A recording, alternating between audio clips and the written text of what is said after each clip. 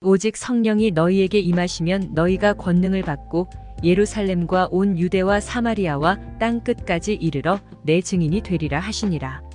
개척교회 목회는 세상에 태어나서 최고로 고단하고 힘든 길이었으나 가장 행복한 시간이기도 했다.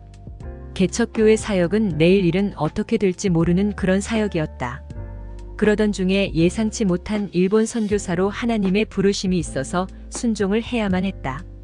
오래전부터 일본에서 복음을 전하고 싶은 생각은 늘 가지고 있었는데 어느 날 일본 오사카의 한 교회에서 선교사로 와달라는 간절한 요청을 해왔다. 그 순간 하나님이 내 마음을 읽고 계셨구나 하는 생각이 들었다. 그동안 그리워하던 곳에 가서 사역하는 것도 괜찮을 것 같아서 일본 오사카 교회의 선교사로 떠나자고 가족들과 의견을 나누었다. 드디어 일본에서 초청장이 날아왔다. 아내는 반대했다. 예전에는 일본을 통해 불행을 자초했으나 이제는 영혼을 살리는 복음으로 보답하고 싶었다. 나는 일본 선교를 떠나기로 결심하고 본 교회를 김 목사님께 그대로 위임했다. 1000년이나 있을 것처럼 온갖 정성을 다 쏟아세운 교회를 다른 목사님께 위임하고 일본 오사카 제3교회의 선교사로 파송을 받아 나가게 되었다. 2000년 9월 우리 가족은 일본행 비행기를 타고 오사카로 향했다. 오사카에 도착해보니 만감이 교차했다. 무엇보다도 기억 속에서 지워진 줄 알았던 일본 땅에서의 아픈 추억들이 생생하게 되살아났다. 아버지와 새어머니께 극심한 구박과 폭행을 당하며 고생했던 일들과 야쿠자 조직원으로서의 생활. 그것을 만회하기 위해서라도 더욱더 열심히 복음을 전해야겠다는 사명감이 들었다. 아버지와 새어머니를 찾아뵙는 것이 마땅했지만 나를 싫어하는 혈육을 찾지 않기로 했다. 그 대신 믿음 안에서 교우들과 형제자매로 맺어 살기로 했기 때문에 어렵고 힘든 가정들을 신방하며 영혼 구원을 위해 예배와 상담으로 바쁘게 선교하며 사역에 매진했다. 일본 오사카 제2노숙인 일본인 교회에서 몇 명 되지 않는 성도들과 함께 노방전도를 다니면서 불러주는 곳이면 어디든지 가서 간증 집회로 아픈 과거를 가진 내가 하나님을 만나 새롭게 태어난 이야기를 했다. 그때마다 하나님의 은혜로 수많은 사람들이 눈물을 쏟아냈다. 일본에서 나의 장점은 노숙인들에게 복음을 전하는 부분이었다. 그들을 만나 위로하면서 예수 그리스도의 사랑과 능력을 말하면 그들은 금세 마음 문을 열고 친밀감으로 눈물을 흘리며 내게 다가와 악수를 청하고 입을 맞추는 이들도 있었다. 그들이 풍기는 냄새는 과거 나의 냄새이기도 했기에 나는 아무렇지도 않았다. 오히려 그들의 냄새는 주님의 향기처럼 나에게 다가왔다. 나는 그들과 함께 뒹굴고 위로하면서 기뻐했다. 하지만 후원도 없이 그런 사역을 이어가는 데는 분명 한계가 존재했다. 일본 교회 역시 열악한 재정으로 넉넉하지 않아서 어려워하고 있었기 때문에 내게 정해진 사례비조차 제대로 지불하지 못했다. 하루는 성도들과 함께 즐겁게 전도하러 거리에 나갔는데 충격적인 일이 일어났다.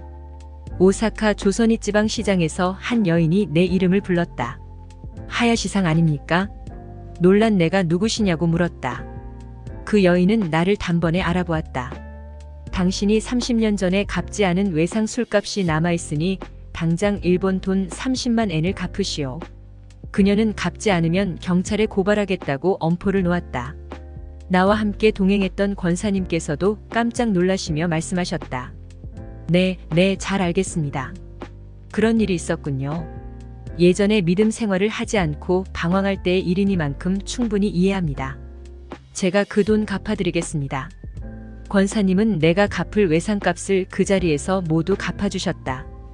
이제 믿음으로 사역을 한 증거가 나타나고 있는 것이라고 하시며 그 일로 인해 예수 믿고 변화된 증거로 일본 땅에 복음의 증인이 되기를 부탁하셨다.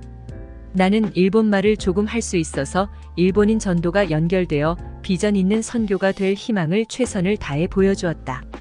일본 선교사로서 주로 후세교회, 오사카교회, 오사카 노숙인 교회 등등 여러 교회의 초청을 받고 환영을 받으며 간증을 하고 다녔다. 일본인 교회인 오사카의 고 김 목사님 교회에서 계속 간증과 예배를 드릴 때도 목사님과 일본인 성도들이 성령의 감동을 받아 기쁨의 눈물로 주님께 영광을 돌렸다.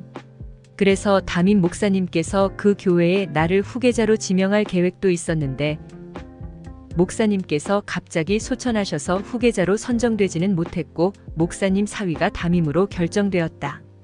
그러나 그곳 마을마다 노방 전도하여 30명의 성도와 함께 부흥하는 교회에서 열매를 맺는 사역을 했다. 일본인 노숙자 오사카 교회 사카이 목사님의 교회에서 간증할 때는 그들이 큰 은혜를 받아 간증의 내용을 촬영한 비디오를 부탁하기도 했으나 그 당시에는 가난한 환경으로 아무 재정도 없어서 만들 수가 없었다. 빈곤한 재정이었지만 후원하는 곳이 한 곳도 없어서 어떤 활동도 활발하게 펼쳐나가기 쉽지 않았다. 노숙인들은 눈물을 흘리며 내게 다가와서 악수를 하고 입을 맞추었다. 그들은 나를 안고 눈물을 흘리며 위로가 된다고 했다. 노숙인들을 위해 유명한 박사와 의사와 대기업 및 중소기업인들이 함께 참석하기도 했다. 가는 곳마다 사랑과 감정이 메말라가는 이 세상에서 나의 일생을 간증하고 특별한 주님의 은혜를 전하면 모두가 감동받았다. 그들은 간증을 통하여 은혜를 받고 뒹굴며 나를 끌어안고 서로 위로하며 기뻐했다. 다른 사람들은 일본 선교가 어렵다고 했으나 그곳 역시 한국과 다름없는 가능성이 있는 사역지였다. 때로는 공원에서 거주하고 있는 노숙인들에게 복음을 전하고 사랑으로 안아주었다. 처음에는 별로 반갑게 여기지 않았으나 나중에는 결국 나를 따라 교회에 와서 예배드리고 음식도 함께 먹으며 사랑을 나누었다. 놀라운 것은 노숙인들을 위해 봉사하는 사업가와 유명한 박사들이 아무렇지도 않게 노숙인들과 비슷한 복장을 하고 나와서 정성껏 도왔다는 사실이었다. 그 모습은 참 아름다웠다.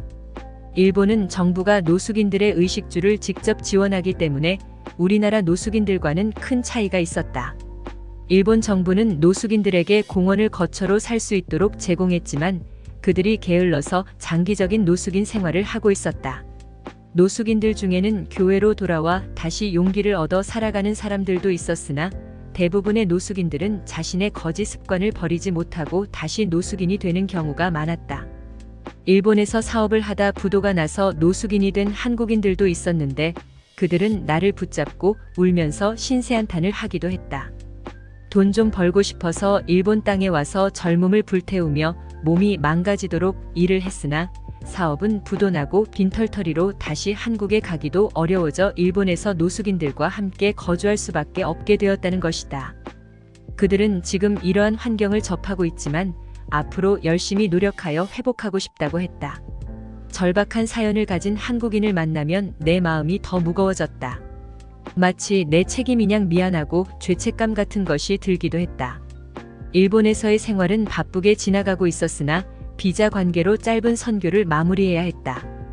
그들에게 지속적인 은혜를 전하지 못하여 안타까웠지만 주님의 섭리로 생각하고 마음을 비우고 주님께서 원하신다면 언제든지 불만 없이 다시 일본으로 갈 것이라는 소원 기도를 올렸다.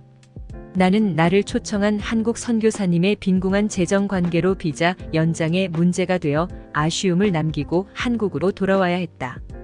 당시 일본 오사카 출입국 관리소에서는 사례금을 줄 수 없는 교회는 선교사를 초청할 수 없다고 하여 장기 선교사 비자를 더 이상 연장할 수 없었다. 이렇게 2005년에 우리는 다시 빈손으로 한국에 돌아왔다. 그 후부터 영적인 부분에서 작은 변화가 일어나기 시작했다.